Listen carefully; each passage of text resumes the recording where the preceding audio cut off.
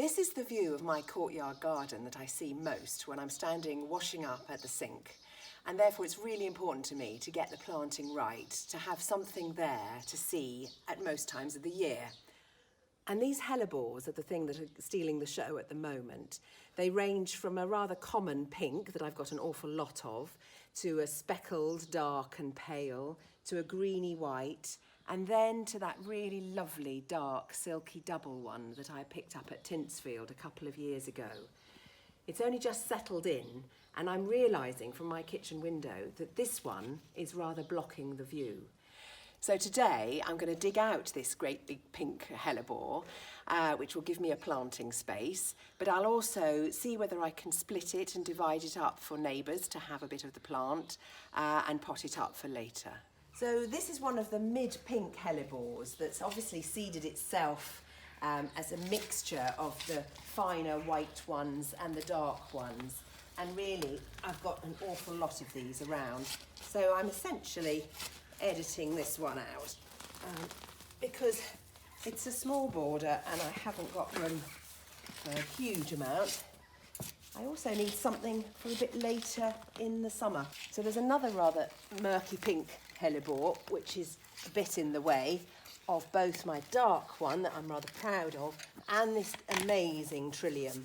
If I can divide this hellebore, split it up into several pieces, then I'll know exactly which colour it is, because it's what we call vegetative propagation, horrible word, but it means that it's true to the parent plant. And I've just spotted there's a side piece here which could well come adrift if I get my fork in there and split it.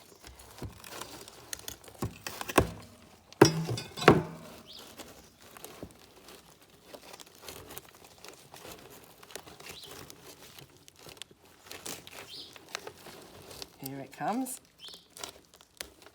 There. So it's got its own root, shoot, flower stem and leaf.